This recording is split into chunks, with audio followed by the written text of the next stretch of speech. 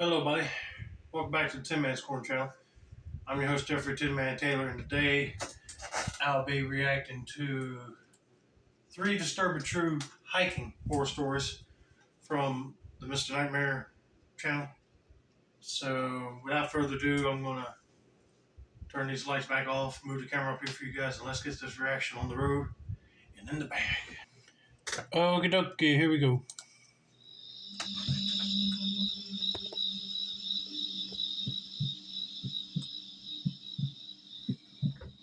I'm a big hiker. I was doing some hiking in Utah during a cross-country trip I was taking after breaking up with who I thought was going to be my fiancée. Long story short, I caught her messing around with one of my closest friends.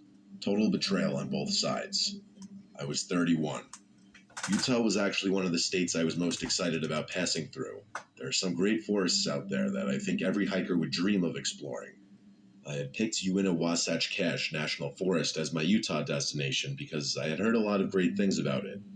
One of its biggest upsides for me was that it had a lot of secluded areas that I could easily access. I prefer hiking alone, so bustling hiking trails swarming with people aren't really my thing. I picked an unnamed area of the forest and drove my car as far down this narrow access road as I could. I parked, stepped out of my car, and took in my surroundings. I geared up and checked my phone. No service, just the way I like it. I made a mental note of my starting point and began the trek. No service? Dude, I wish I would have service while I'm out hiking or somewhere, because you might need it for emergencies. You never know. And also, I'm sorry to hear about your fiance doing the dirty with your friend. You're right. That is so wrong on so many levels. I know hiking alone in uncharted territory is dangerous, but I don't think I have as much fun following a designated route.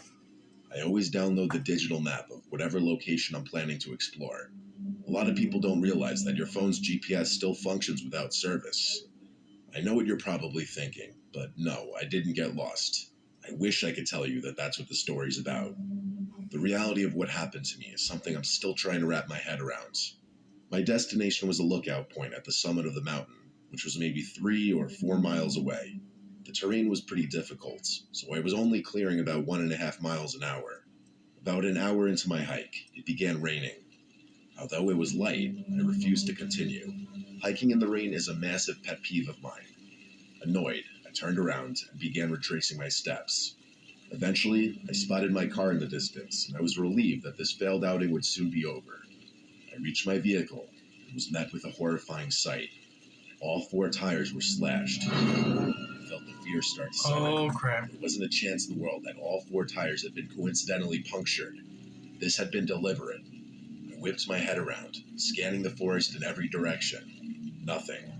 I listened as carefully as I could, but anything I might have picked up on was drowned out by the patter of raindrops on leaves and brush. I weighed my options. Without service, I was basically screwed. I'd need to get service so I could call for assistance, but as far as I remembered, I had lost service over 20 miles down the access road. Walking back to civilization seemed like a grueling option. I needed to find high ground. Luckily, the destination I had originally sought out was just that. I had to chance it. I didn't feel safe walking 20 miles down the road where I'd basically be out in the open. Without another thought, I turned back towards the woods and began my route once again. I was about halfway to the summit when I picked up on a faint rustling coming from behind me, maybe 40 or so yards away. It would start and stop in tandem with my movements. I didn't want to turn and look. I just picked up the pace, knowing I was probably a faster hiker than whoever or whatever was stalking me. The sun was starting to go down, casting an eerie shadow over the forest. The rain was still falling, and I was starting to get nervous.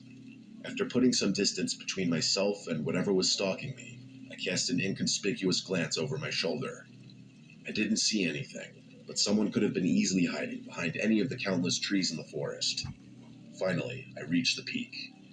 By some miracle, there actually was service up there. Oh, thank God. It would be kind of dangerous to be out in the woods with no service, and then when you find out your vehicle's tires have been slashed, you're basically screwed. I didn't waste a second, not even pausing to admire the view.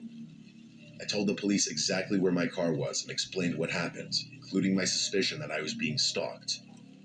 I also told the operator that I had AAA. I hung up, relieved that someone knew where I was. There was still a glaring problem, though. I'd have to navigate back through the forest before it was fully dark, while somehow avoiding whoever was stalking me. I couldn't just march in a straight line back through the forest. That was asking for trouble.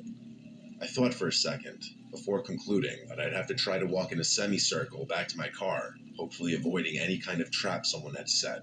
Right. I walked parallel to the cliff for a while before entering the woods from a different angle. I hadn't bothered to analyze this area of the forest, though, so I pulled up the map on my phone and prayed my navigation skills wouldn't let me down.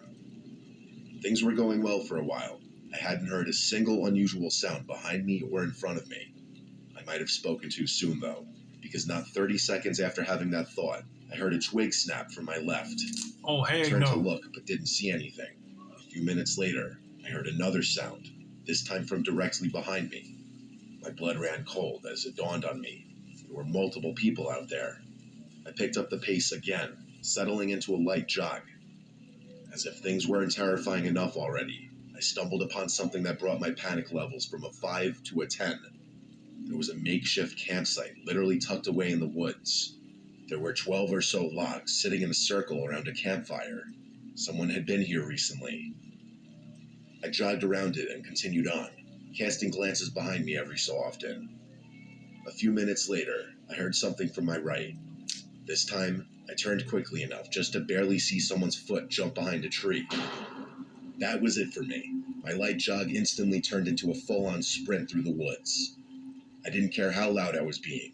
I needed to get out of that forest. As I ran, the sounds around me continued getting louder. It was clear that I was being chased. They weren't even trying to hide it anymore. I continued running, afraid to look behind me. At one point, I couldn't resist the urge anymore and shot a glance over my shoulder. I counted at least 6 people, all of whom were wearing white and charging toward me. I kept running, knowing my car wasn't far. The next few minutes were the most terrifying moments I've ever experienced in my life. Imagine being overwhelmed with exhaustion while the threat of death looms over you. I can I couldn't imagine. slow down. My life literally depended on it. Finally, I saw my car in the distance, and right behind it was a police officer. I reached his car and keeled over, almost throwing up before he even had a chance to speak. I turned around, and those people that had been chasing me were nowhere in sight. The cop told me that he had gone ahead and called AAA, which I was beyond thankful for. I gave him a full police report, and what he told me was chilling. Apparently, Utah houses the largest population of Mormons in the country, and it isn't uncommon to encounter woods folk in unmarked forests. The specific forest I was exploring actually had a very rich history, especially as it pertains to woods cults and religious groups. The cop told me that I had probably stumbled upon one such group, and that I was stupid to explore a random part of the woods. In all honesty, what that cop told me all those years ago was probably true. I still can't wrap my head around this, though. If they were mad that I was infringing on their land, why not just tell me that? I don't see why they'd feel the need to stalk and chase me through the woods, especially after slashing my tires. This experience is still something I think about all the time. Yeah, I'm with you. It'd be like, you could have just told me that, guys. And I'm not going to tell the police on you. I'll get out of your area of the woods. But no, they had to do the whole stalking, being mysterious type of thing.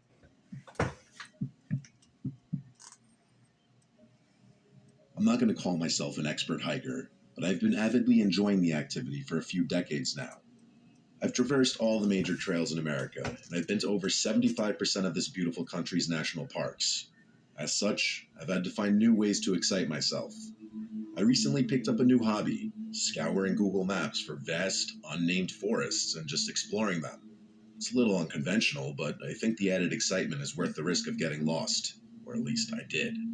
I carry a pack of homemade route marking stickers that I periodically slap onto trees so I don't forget my way back. As I pass each one, I pull them off the trees so as not to leave any litter behind. That is smart. I don't think I never even heard of them type of stickers. I'm surprised more people haven't picked up on this trick. It makes getting lost in a forest nearly impossible. Anyway, there was a slightly more daunting task ahead of me this time around. I had decided to explore Dudley Town Forest in Connecticut, which I'm sure would give any normal person pause. If you don't know, the whole town has been abandoned since the 1800s, and there are all sorts of creepy accounts about strange things and stuff like that. You should do some research on the place if you're interested in that sort of thing. I'm not, though. I'm not superstitious, and I don't believe in the ghost stories. Technically, this forest is off limits to the public, but that hasn't stopped me before. As I saw it, I was basically guaranteed to not encounter anyone in those woods, which is usually what I go for. I'm also from New England, so the drive actually wasn't so bad. I entered the woods around noon to ensure that the sun didn't go down before I finished hiking. My first impression of the woods was honestly pretty freaky. I had heard that it was dead silent in there, and I was surprised to discover that it actually was. You don't really notice or appreciate all the sounds in the forest until they aren't there anymore. Imagine closing your eyes in a silent room and only being able to hear your breathing. That's what it was like. To be completely honest, this silent phenomenon wasn't something foreign to me. I'd been in forests void of animals before. I kept walking, placing my stickers as I went, trying to shake the eerie feeling the forest was inducing. I kept thinking I would eventually stumble upon an animal or at least some indication that there was life in there, but I had no such luck. After a while, I was honestly hoping to encounter a person even. That's how unsettled I was. Pretty soon, though, the silence of the forest stopped bothering me so much. For the first time since I'd stepped foot in those woods, I was calm. The feeling didn't last long, though. Out of nowhere, I picked up on a sound that sent the uneasiness rushing back in. It was like a wailing kind of moaning sound, the kind of sound you might imagine a wounded animal making. That's the best way I can put it. I still have trouble describing it, even to this day. It was especially creepy, since it was the only sound in the whole damn woods. I paused and listened, trying to figure out what it could be. I had never heard anything like it. I never heard of nothing like that either. Because I don't think a moose call will sound like that or any other animal call. There was a chance it could have been a whistling made by the wind, but there wasn't any wind to begin with, so that didn't make sense. I concluded that it was most likely a wounded animal, even though I knew it probably wasn't. I walked away from it until the sound faded away. You're probably wondering why I didn't just turn around and leave right there. I wish I had an answer to that question. I told myself that if one more creepy thing happened, that would be it for me. As I walked, I started thinking to myself, how would an animal even get wounded in a forest like this? Like, was there someone hunting in here? There's no way I could have missed a gunshot. Maybe the hunter had taken the shot before I was near shot. Maybe he neglected to put the thing out of its misery. Would someone really do that, though? It was hard to imagine. All these thoughts and more were bouncing around in my head when I stumbled upon something. On the tree directly in front of me, there were honest-to-God carvings. I know it sounds cliche, but I'm being dead serious. The carvings were in symbols, and they didn't look like letters either. Just random slashes and bits of missing tree bark. I started looking around and saw that several of the neighboring trees were covered in the same marks. That was it for me. I turned around without another thought and began walking back, unsticking my trail markers as I passed them. I'm a curious person by nature, and even I was thinking, screw this. I followed my trail markers for a while, before seeing something in the distance I hadn't seen before. There was what looked like a bear's den up ahead, or at least a cave of some sort. I stopped walking, confused. I know myself. There was a 0% chance I would have overlooked something like a bear's den, and that's when it hit me. My trail markers should have been shoulder high, not waist high.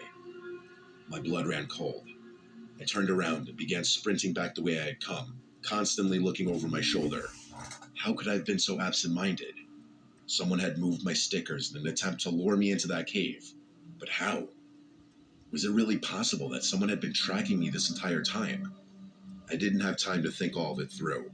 I was busy focusing on getting the hell out of that forest. The issue with that, though, was that I literally had no idea where I was going. Without those trail markers, I was as good as lost. Oh my God. You should have brought a GPS for backup if them trail stickers would not work. I had a feeling that somebody was going to move them and try to lure you somewhere else or make you get lost. But anyway, let's see how this story ends. I kept running, not even trying to be quiet. It would have been pointless anyway. The forest was dead silent, apart from the sounds I was making. I stopped to catch my breath and pulled out my phone, praying for signal. By some miracle, I did have a bar. I found my parked car's location on the map and figured out which direction I needed to go. It wasn't far. And just like that, the signal dropped. It didn't matter though. I knew where I was going now. And that's when the wailing started up again. Only this time, it was twice as loud. I ran faster than I had ever run before, even though my most fit years were behind me. The sound seemed like it was coming from right behind me, but every time I turned to look, I couldn't see anything. After the worst 10 minutes of my life, I finally reached the edge of the forest and the wailing stopped abruptly. I jumped in my car and sped off before whatever had been chasing me had a chance to catch up. That day ruined hiking for me. Here's my rational explanation for what happened. Some hermit or woods freak lives in those woods and noticed me before I noticed him. He then, for whatever reason, tracked me and messed with my trail markers, hoping to lure me towards that cave. I'm assuming he had a whistle or something that made that wailing noise, which is why it stopped so abruptly once he realized he wasn't going to catch me. I know there are holes in this explanation, like how could someone blow through a whistle for that long while simultaneously running at full speed? I'm open to anybody suggesting explanations. Maybe there's a reason that forest is off limits to civilians. I can see why it was off limits for civilians, but you might be right. It might be a hermit or a potential murderer or mentally disturbed person in those woods. But yeah, I don't know what he was trying to gain when trying to lure you into a cave, unless he wants to trap you there, possibly kill you. But I don't want to think that. I'm glad that guy got out of there. All right. All right. Let's get to the final story.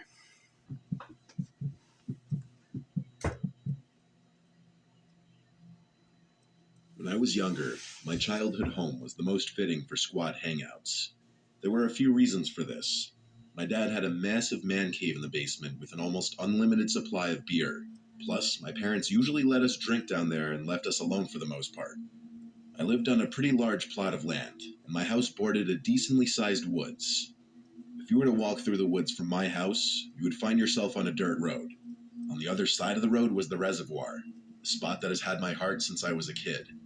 I've cut countless holes in the reservoir fence, so many in fact that the Water Commission stopped repairing them. After all, it is illegal for any civilians to trespass on reservoir property. As a kid though, it was my sanctuary. I'd go there to smoke, to get away from my parents, to swim, to think. It truly was a beautiful place, and probably the only thing I miss about that era of my life. My friends and I were shooting a few rounds of pool in my basement with some obnoxious EDM music in the background, when my friend Chester had the brilliant idea of taking a hike through the woods to the reservoir. The boredom was beginning to kick in, so we all agreed. Plus, the sun hadn't gone down yet, so it wouldn't be a nightmare trying to navigate. There were 5 of us. Me, Chester, Rick, Jasper, and Hassan. I can't remember too many specifics, but I'm pretty sure Rick and Hassan snagged some beers for the journey. They were the drinkers of our friend group. I had already had a few drinks, so I didn't want to overdo it. The reservoir was huge, so even after crossing the fence, we still had some walking to do. It was honestly still a little muddy in the woods from the earlier rain, but we were already committed to this plan. There was a cliff on the near side that we usually chilled on, so that's where we went that night. After a while, though, we decided to keep walking and hang out on the far side of the reservoir. In order to get over there, we would have to walk along the near side to the end, where we could cut across to the other side. Then we'd be able to walk along the far side until we reached this really smooth section that we used to call the beach. After about 20 minutes of walking, we found ourselves on the far side of the reservoir, finally. It was then that stuff started getting weird. Hassan put his hand up and pointed into the distance. Remember, we were on the far side of the ovular-shaped reservoir, but we hadn't walked all the way down to the beach yet. Hassan was pointing to our right, where we realized that something was moving toward the reservoir on the same side that we were on, albeit much further down. The 5 of us quieted and kept watching as the dark figure slowly made its way towards the water. We were all kind of excited by this because it meant we might have some kind of encounter, which we usually welcomed. As the figure made its way towards the water and out of the woods, we realized that they were dragging something. The further they got, the more we could see. Eventually, we realized what was being dragged. A large black garbage bag that clearly had something relatively heavy inside of it on account of how slowly the person was moving. Now, I don't want to make any assumptions, but there have been a couple bodies found in that reservoir over the years. So in that moment, we quickly assumed the worst. We weren't smiling or even talking anymore. I bet you wouldn't be smiling at that moment because you might be face to face with a murderer, dumping bodies. Oh, Lord. I'll be like hiding somewhere and calling the cops and saying that there's a guy dragging a dead body in a trash bag or something. See if he gets called and arrested. And then I'll bolt it out of there just to make sure he don't get me. We weren't smiling or even talking anymore, just staring quietly at the figure dragging what we guessed to be a body towards the water's edge. After reaching the water, he knelt down over the bag for a few minutes. We couldn't really tell exactly what he was doing from so far away. We figured that was a good time to get out of there, since he was distracted. Before we could leave, though, Chester spotted something else that stopped us in our tracks. 3 more figures emerged from the woods, 2 dragging bags.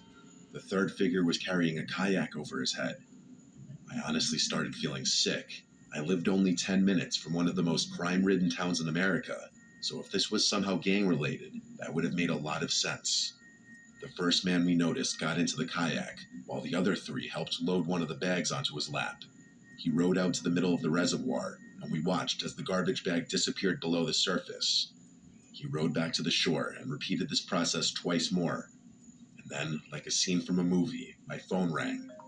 The annoying tune cut through the silence like a razor blade, and my nervous self couldn't mute it fast enough. You should have turned your ringtone down or just put it on like vibrate. Hopefully they wouldn't be able to hear that because then you'll be luring them to you. The 4 men froze and turned to look in our direction. Crap. When we ran. And just like that, the sanctity of my backyard reservoir was gone forever. Rick shot a glance over his shoulder and yelled out that they were following us. Run. It was the scariest moment of my life. Running in a forest is actually insanely difficult. Factor in the threat of death and it's twice as bad. We ran all the way back down the bank, cut across, and started making our way through the woods on the near side back to the hole in the fence. I don't know if it was the nerves or the alcohol or both, but to save my life, I couldn't remember where the damn hole was. I reached the fence first with my friends close behind, and they began panicking when they saw that I was tracing the fence aimlessly, searching frantically for a hole that could have been anywhere.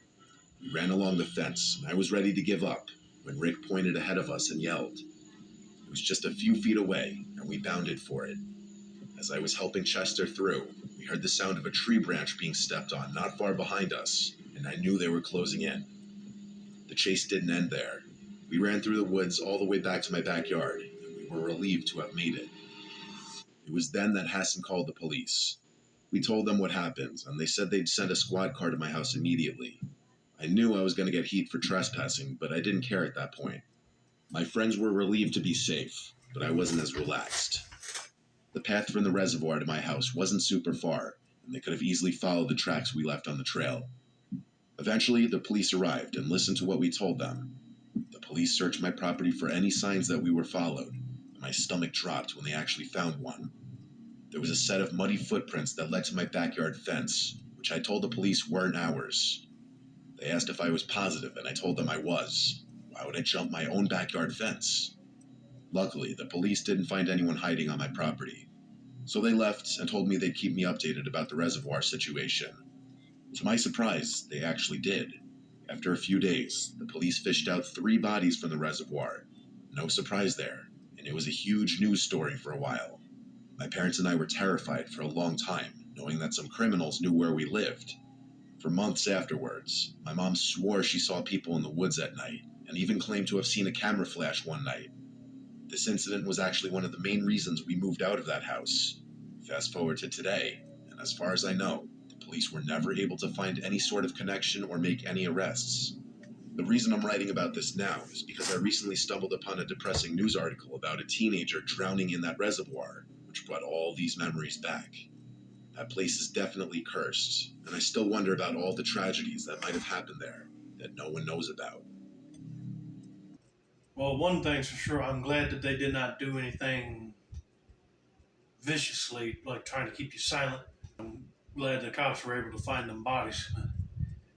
I don't blame your mom for feeling scared of staying in that house anymore. If I saw flashes in the middle of the night coming towards the woods at our house, yeah, they probably know where you live and they want to know your comings and goings just to come inside the house and maybe question you or do something more horrifying.